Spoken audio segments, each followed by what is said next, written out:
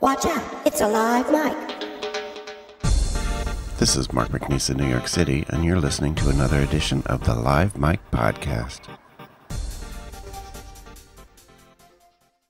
Welcome to the podcast. This is Mark, and I'm excited to have on my recurring guest, herbalist and fabulous sister, Cathy McNease. Tonight we're going to talk about harmonizing with autumn. So, Cathy, how are you? I am doing very well. Thank you so much for asking. Are you harmonizing? I love autumn. How about you? I am harmonizing with autumn. How about you? I love it. I said to some people this morning, I started to say I posted on Facebook, but I know you're not on Facebook, that autumn is my time of renewal. For a lot of people, it's spring, and I do love the spring.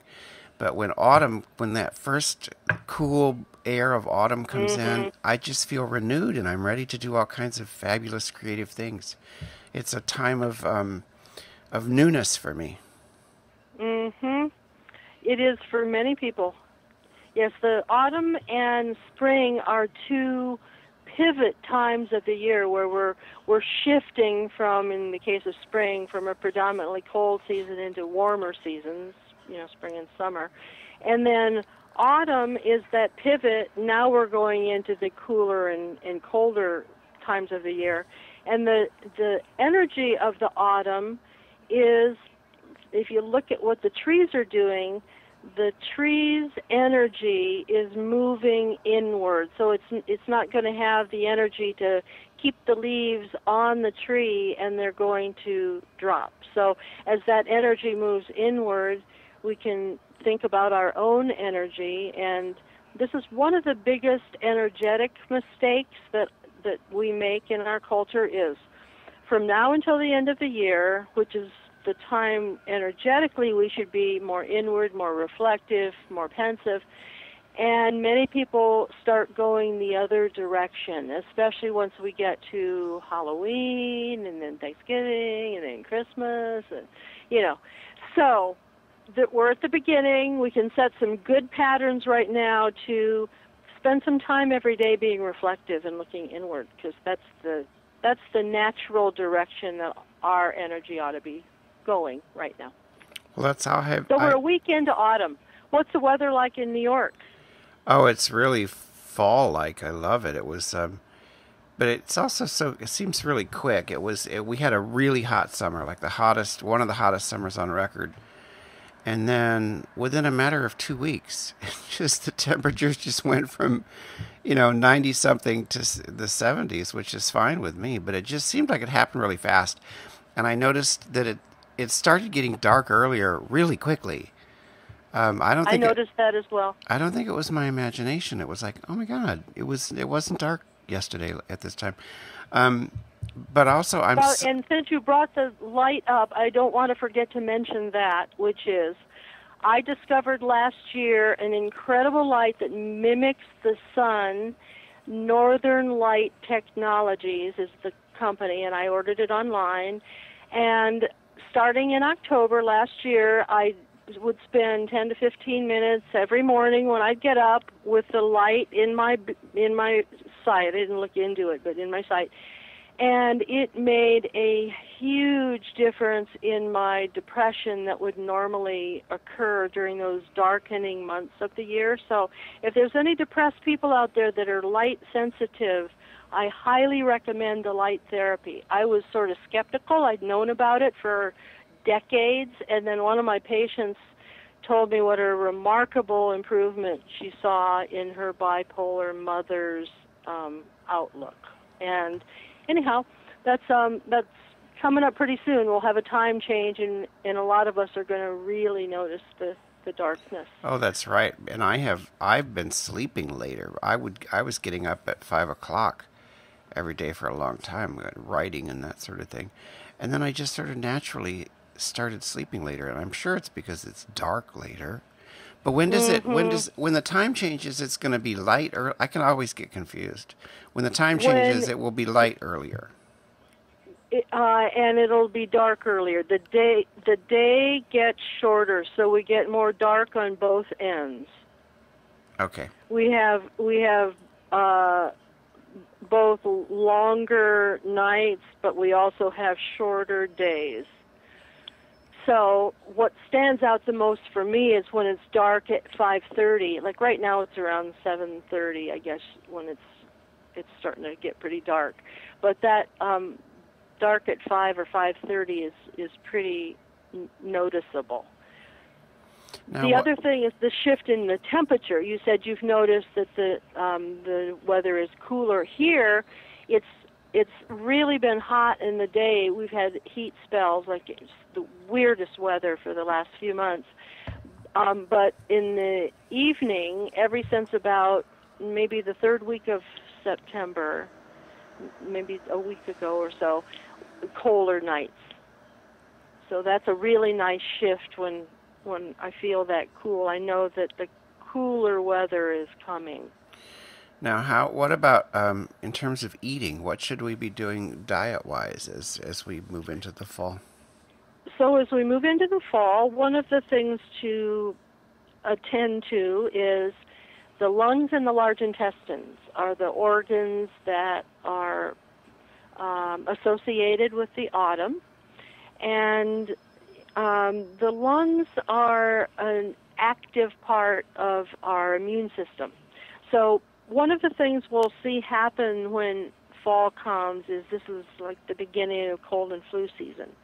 So the better our respiratory system is, the healthier our respiratory system is, the less likely it's going to be vulnerable to the viruses and the flus that are going around. So some of the things that are important to think about for nourishing the lungs: be sure you're getting good protein. Poultry and fish are especially good. The light-colored meats are especially good for strengthening the lungs. And then root vegetables, which also harmonizes us with the season. And all sort of root vegetables, an assortment of root vegetables are going to have a sweet flavor, and that sweet flavor is going to be strengthening for the lungs. Mm-hmm.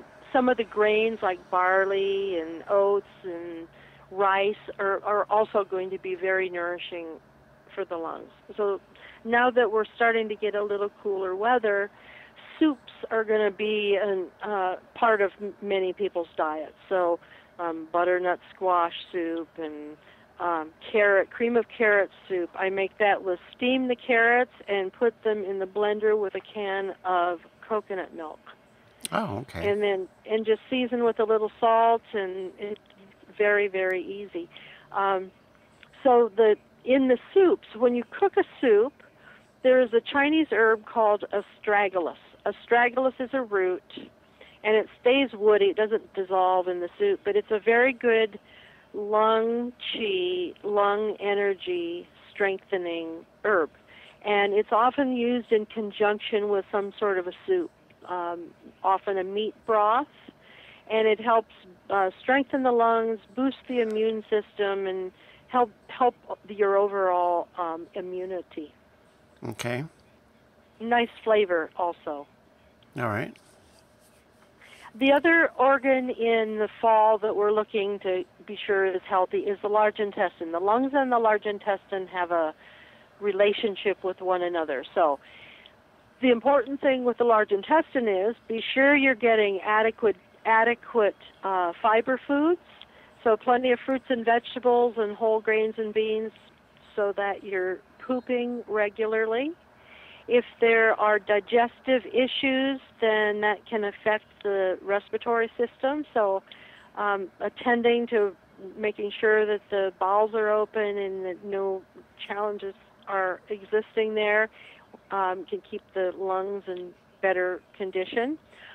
There's a family of cooking herbs that we use to season our food that are seeds: fennel seed, anise seed, caraway seed, coriander seed. They're all in the parsley family, and those seeds you can make a tea from, and they're enormously helpful for gas and indigestion. And so if there's large intestine problems, making a tea from those seeds may be a helpful remedy at mealtime. Why do they call fennel anise or anise? Somebody was mixed up along the way because they're two distinct plants. They're in the same family. The flavor is similar, and the even bigger mistake that people make is when something is either anise flavored or fennel seed flavored, they think that that's the flavor of licorice, and that's not licorice. Okay. All right. Yeah. Well, I'm the one who was confused because I will use recipes or see recipes that call for fennel, but then when I go to the grocery store, I almost never see fennel. I see anise. And what they've done is mislabeled it. It's not anise, it's fennel root. Okay. It's a cultivated variety of fennel root. It's not anise root. Okay. All right. Anise is much more difficult to grow. Fennel is easy to grow, and fennel is a great plant to attract butterflies, especially swallowtails. I don't want to leave the fall talk without talking about grief. The emotions that are related to lung, large intestine, which is the metal element in Chinese medicine, grief and sadness. So it's not unusual when the energy is more focused in the metal energy this time of year, to have grief come up, even if it feels like you processed it, you already cried your bucket of tears, but what are you doing crying about it again? Be gentle with yourself, because you're in harmony with the seasons. If you're having that sadness showing its face, and breathe your way through it, look at it, acknowledge it, and feel it. I think that's the most important thing. And keep breathing, as breathing is a way that we can let go of the emotions. Exhale through your mouth. Let go of whatever it is that is causing you upset. Okay.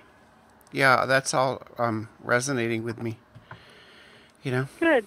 It seems Let to me be... give one lung remedy. People maybe already had colds and flus. The change of weather is sometimes hard for people whose immune systems are compromised. And lemon and honey is a really good cough, throat, voice remedy. And the more dry the throat is, the more honey I use. The more dry the cough, the more honey. And you can just do lemon and water, but it needs to be warm water, not cold water.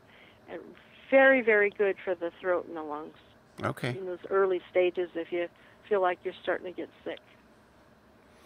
Well, I'm not, the cold will get here when it gets here. I'm not crazy about the cold, but I'm really glad the heat's gone, at least in this part of the country, because the heat just really screws me up. The heat screws me up, too. It makes me so cranky and hopeless.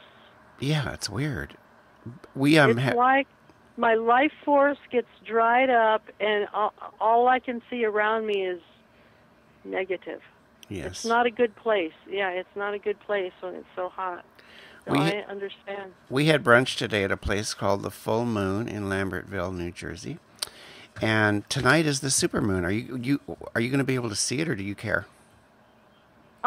No, I can't. I tried to see it last night. I thought I might be able to see something. I didn't really, but I did see it come up. It comes up right in my front porch. My front porch faces east. So I have a ringside seat. I'd love a picture. I think the next one they said is in 18 years. I'm not. Who knows who will be around to see that? Yeah, 33. 18 years from now. 18 years, gee. 18. Well, time will tell. Cathy, it's been another good health chat. We have these about once a month. And, it's good to talk about the autumn, my favorite time of year. And just learn, how to harmonize with it, as you said. So, thank you. You're welcome. By the way, I ran your autumn column the other day. I put that back good. up. So, I was harmonizing with autumn, harmonizing with Cathy McNease. Excellent. I'm glad to hear that. Okay. Thanks a lot, and we'll talk again. We'll talk soon. Bye. Bye, Mark.